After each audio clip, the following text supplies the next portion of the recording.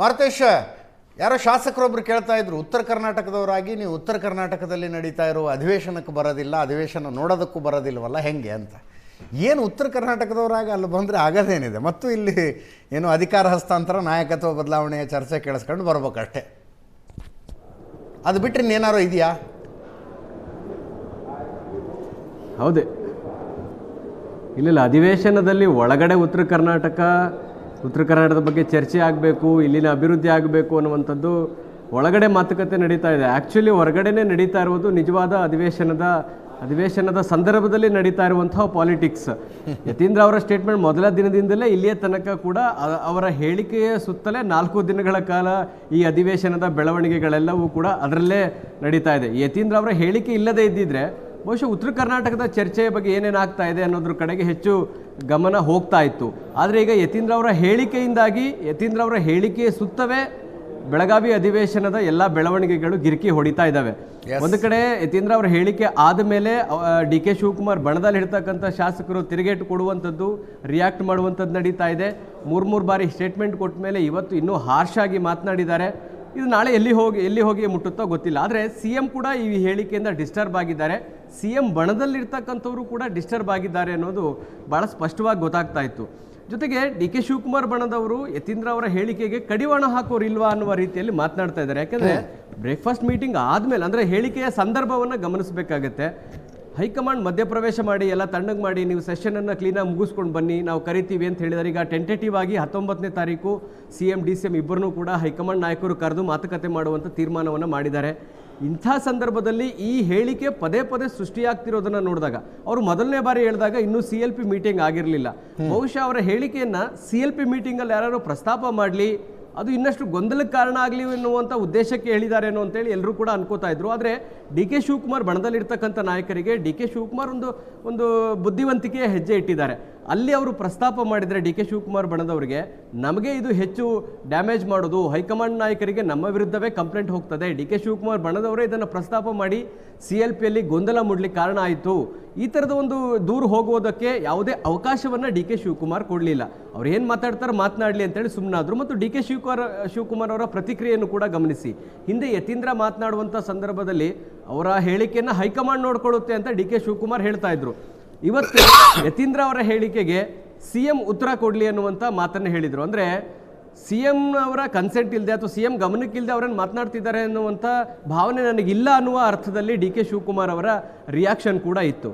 ಹೀಗಾಗಿ ಯತೀಂದ್ರ ಅವರ ಈ ಹೇಳಿಕೆ CM ಬಣದಲ್ಲಿರ್ತಕ್ಕಂಥವ್ರು ಕೂಡ ಸಮರ್ಥನೆ ಮಾಡ್ಕೊಳ್ಳೋಕೆ ಆಗ್ತಾ ಇಲ್ಲ. ಇನ್ನೊಂದು ಕಡೆ ವಿರೋಧಿ ಬಣದವ್ರಿಗೂ ಕೂಡ ಅಸ್ತ್ರ ಆಗ್ತಾ ಇದೆ. ಮೊದಲೆಲ್ಲ ಯತೀಂದ್ರ ಅವರು ಮಾತನಾಡಿದಾಗ ಅಷ್ಟು ಮಹತ್ವ ಇರಲಿಲ್ಲ, ಯಾಕೆಂದರೆ ಅಧಿಕಾರ ಹಂಚಿಕೆ ಚರ್ಚೆ ಇರಲಿಲ್ಲ.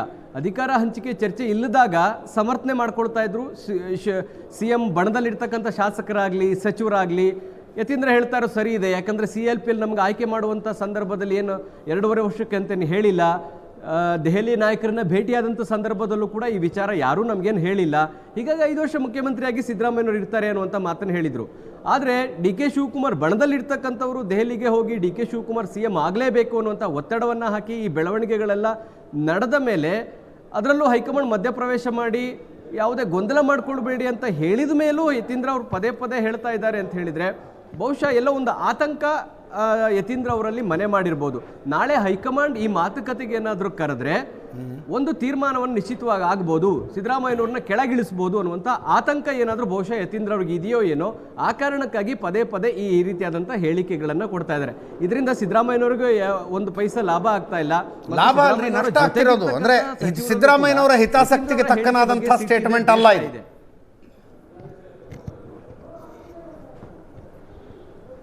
ಹೌದು, ನೀವೀಗ ಯತೀಂದ್ರ ಈ ಹೇಳಿಕೆಗೆ ಏನೇ ರಿಯಾಕ್ಷನ್ಸ್ ಕೇಳಿ ಸಿದ್ದರಾಮಯ್ಯನವ್ರಿಗೆ, ಅವ್ರು ಯತೀಂದ್ರ ಹೇಳಿದ ತಪ್ಪು ಅಂತ ಹೇಳ್ತಾ ಇಲ್ಲ. ಹೈಕಮಾಂಡ್ ಏನು ಹೇಳುತ್ತೋ ಅದನ್ನು ಕೇಳ್ತೀವಿ, ಹೈಕಮಾಂಡ್ ಏನು ಹೇಳುತ್ತೋ ಅದೇ ಅಂತಿಮ. ಹೈಕಮಾಂಡ್ನ ಕಡೆಗೆ ಸಿದ್ದರಾಮಯ್ಯನವರೇ ಹೇಳುವಾಗ ಯತೀಂದ್ರ ಅವರು ನಾಯಕತ್ವದ ಬದಲಾವಣೆ ವಿಚಾರದ ಬಗ್ಗೆ ಪದೇ ಮಾತನಾಡ್ತಾ ಇರೋದು CMಗೆ ಹೆಚ್ಚು ಡ್ಯಾಮೇಜ್ ಆಗ್ತಾ ಇದೆ ಬಿಟ್ರೆ ಅದರಿಂದ ಯಾವ ಪ್ರಯೋಜನಗಳು ಕಾಣಿಸ್ತಾ ಇಲ್ಲ. ಜೊತೆಗೆ ಡಿ ಕೆ ಶಿವಕುಮಾರ್ ಬಣದಲ್ಲಿರ್ತಕ್ಕಂಥವ್ರಿಗೂ ಕೂಡ ಇನ್ನಷ್ಟು ಒಗ್ಗಟ್ಟಾಗಲಿಕ್ಕೆ, ಡಿ ಕೆ ಶಿವಕುಮಾರ್ ಪರವಾಗಿ ಇನ್ನಷ್ಟು ಗಟ್ಟಿಯಾಗಿ ನಿಂತ್ಕೊಳ್ಳೋದಕ್ಕೆ ಯತೀಂದ್ರ ಅವರ ಈ ಹೇಳಿಕೆಯು ಕೂಡ ಒಂದು ಕಾರಣವೂ ಕೂಡ ಆಗ್ತಾ ಇದೆ. ಅಜಿತ್, ಪ್ರಶಾಂತ್ ಕರೆದು ಹೇಳೋದಕ್ಕಾಗೋದಿಲ್ವಾ ಮಗನಿಗೆ ಈ ಸಂದರ್ಭದಲ್ಲಿ ಹಿಂಗೆಲ್ಲ ಮಾತಾಡಬೇಡಪ್ಪ? ನನಗನ್ಸುತ್ತೆ ಅವರು ಮೊನ್ನೆ ಈ ಯತೀಂದ್ರ ಹೇಳಿಕೆ ಕೊಟ್ಟ ನಂತರ CM ಆಪ್ತರು ಹೇಳ್ತಾ ಇರ್ತಕ್ಕಂಥದ್ದು ಸ್ವತಃ ಮುಖ್ಯಮಂತ್ರಿಗಳಿಗೆ ಅವ್ರಿಗೆ ಫೋನ್ ಮಾಡಿ ಯಾಕೆ ಹೀಗೆ ಮಾತಾಡ್ತಿದ್ದೀರಿ ಅಂತಕ್ಕಂಥದ್ರ ಬಗ್ಗೆ ಹೇಳಿದ್ದಾರೆ. ಆದರೆ ಡಾಕ್ಟರ್ ಯತೀಂದ್ರ ಪದೇ ಪದೇ ಈ ಹೇಳಿಕೆ ನೀಡಲಿಕ್ಕೆ ಕಾರಣ ಪ್ರಾಯಶಃ ತನ್ನ ಭವಿಷ್ಯದ ರಾಜಕಾರಣದ ಪ್ರಸ್ತುತತೆಯನ್ನು ಕಂಡುಕೊಳ್ಬೇಕು ಅಂತಕ್ಕಂಥದ್ದು ಕೂಡ ಇರ್ಬೋದು. ಈಗ ನಾವು ಅನೇಕ ಬಾರಿ ಹೇಗೆ ನೋಡ್ತೀವಿ ಅಂತಂದರೆ, ಹೌದು ಸಿದ್ದರಾಮಯ್ಯನವರ ಹಿತಾಸಕ್ತಿಗೆ ವಿರುದ್ಧವಾಗಿರ್ತಕ್ಕಂಥ ಹೇಳಿಕೆ, ಬಟ್ ಡಾಕ್ಟರ್ ಯತೀಂದ್ರ ಸುದ್ದಿಯಲ್ಲಿದ್ದಾರಲ್ಲ ಕಳೆದ 48 ಗಂಟೆಗಳಲ್ಲಿ.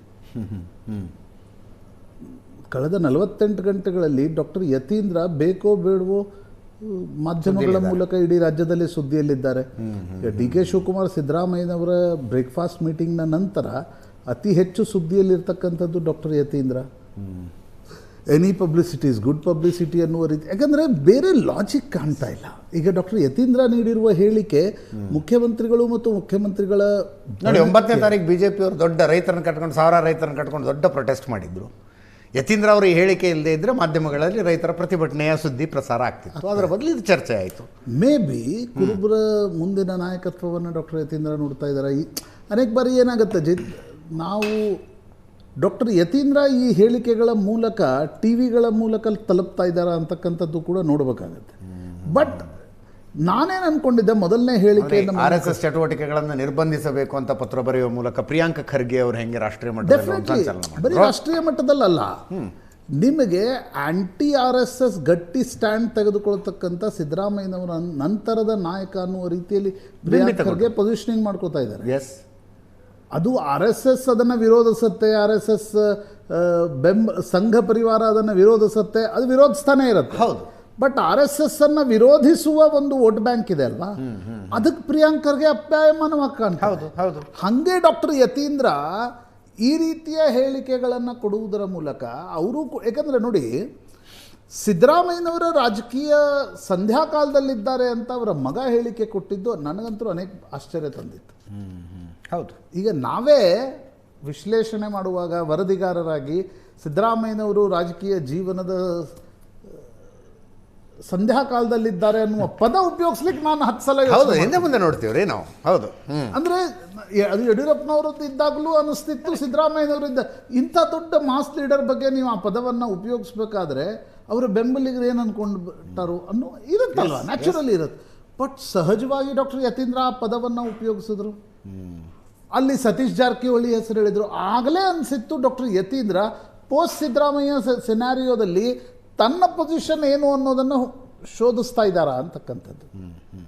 ಮತ್ತು ಇದು ಈಗ ಮೊನ್ನೆ ಕೊಟ್ಟಿರ್ತಕ್ಕಂಥ ಹೇಳಿಕೆ, ಇವತ್ತಿನ ಹೇಳಿಕೆಯ ನಂತರ ಸ್ಪಷ್ಟವಾಗ್ತಾ ಇದೆ, ಇದಕ್ಕೆ ಸಿದ್ದರಾಮಯ್ಯನವರ ಬೆಂಬಲ ಅಥವಾ ಸಿದ್ದರಾಮಯ್ಯನವರು ಹೇಳಿಕೆ ಕೊಡುವಂತ ಹೇಳಿ ಕೊಡಿಸಿದ್ದಲ್ಲ. ಯಾಕಂದರೆ ಅವರು ಇಡೀ ಸಿದ್ದರಾಮಯ್ಯನವರ ಬಣ ಈ ಹೇಳಿಕೆಯನ್ನು ವಿರೋಧಿಸ್. ಎಸ್. ಬಟ್ ಅಜಿತ್ ಅನೇಕ ಬಾರಿ ಮಗ ಕೊಟ್ಟ ಹೇಳಿಕೆಯನ್ನು ತಂದೆ ಅರಗಿಸ್ಕೊಳಕ್ಕಾಗಲ್ಲ. ನಾನು ಇವತ್ತು ಹಾಗೆ ಯೋಚನೆ ಮಾಡ್ತಾ ಇದ್ದೆ, 2018ರಲ್ಲಿ ಡಾಕ್ಟರ್ ಯತೀಂದ್ರರನ್ನ ನಿಲ್ಲಿಸಬೇಕು ಅನ್ನುವ ಗೊಡವೆಗೆ ಡಾಕ್ಟರ್ ಸಿದ್ದರಾಮಯ್ಯ ಇನ್ನೂ 20 ಸೀಟ್ ಜಾಸ್ತಿ ಗೆಲ್ತಿದ್ರು. ಹೌದು. ಅವರು ಬಂದು ಚಾಮುಂಡೇಶ್ವರಿ ಬಾದಾಮಿ ಅನ್ನುವ ದ್ವಂದ್ವವನ್ನ 2018ರಲ್ಲಿ ಸಿದ್ದರಾಮಯ್ಯನವರು ಕ್ರಿಯೇಟ್ ಮಾಡ್ತಿದ್ದಿಲ್ಲ ಅಂತಂದ್ರೆ ಡೆಫಿನೆಟ್ಲಿ ಅದರಿಂದ ಒಂದು ಮೊಮೆಂಟಮ್ ಸಿದ್ದರಾಮಯ್ಯನವ್ರಿಗೆ ಸಿಕ್ಕಿತ್ತು. ನಿಮ್ಗೆ ಇನ್ನೂ ಆ ವೋಟರ್ನ ಸರ್ವೆ ನೆನಪಿದ್ರೆ ಅವ್ರಿಗೊಂದು ಆ ಮೊಮೆಂಟಮ್ ಸಿಕ್ಕಿತ್ತು. ಯಾವಾಗ ಮೊಮೆಂಟಮ್ ಸ್ಟಾಪ್ ಆಯಿತು, ಮಗನಿಗೋಸ್ಕರ ವರುಣಾದಲ್ಲಿ 15 ದಿನ ಉಳಿದ್ರು, ಮೈಸೂರಿನಲ್ಲಿ 15 ದಿನ ಉಳಿದ್ರು ಅವರು 2018ರಲ್ಲಿ. ಇಡೀ ಸಿದ್ದರಾಮಯ್ಯನವರ ಶಕ್ತಿಯ ವ್ಯಯ ಬಾದಾಮಿ, ಚಾಮುಂಡೇಶ್ವರಿ, ವರುಣಾಕ್ಕೆ ಸೀಮಿತ ಆಯಿತು. ಆಗ ಕಾಂಗ್ರೆಸ್ ಮುಂಚೂಣಿಯಲ್ಲಿದ್ದು ಸೀಟ್ಗಳನ್ನು ಕಳೆದುಕೊಳ್ಳುವ ಒಂದು ಇದು ಸ್ಟಾರ್ಟ್ ಆಯಿತು, momentum start, negative momentum start. Correct. ಹಾಗಾಗಿ ಒಂದೊಂದು ಸಲ ಅಜಿತ್ ಮಕ್ಕಳ ಭವಿತವ್ಯಕ್ಕೋಸ್ಕರ ಅಥವಾ ಮಕ್ಕಳು ಅನ್ನುವ ಮಮಕಾರಕ್ಕೋಸ್ಕರ ತಂದೆ ಅಂದರೂ ಕೂಡ ಏನೂ ಮಾತನಾಡದ ಸ್ಥಿತಿಯಲ್ಲಿ ತಲುಪ್ತಾರ.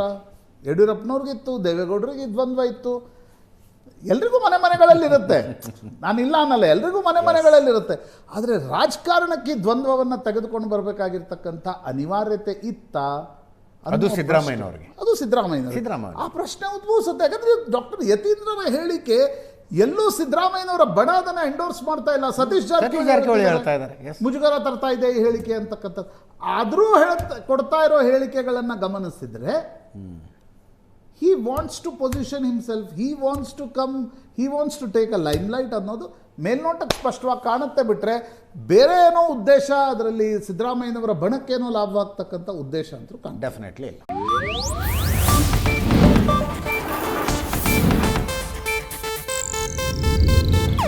ಇದು ಏಷ್ಯಾನೆಟ್ ನ್ಯೂಸ್ ನೆಟ್ವರ್ಕ್ ಪ್ರಸ್ತುತಿ.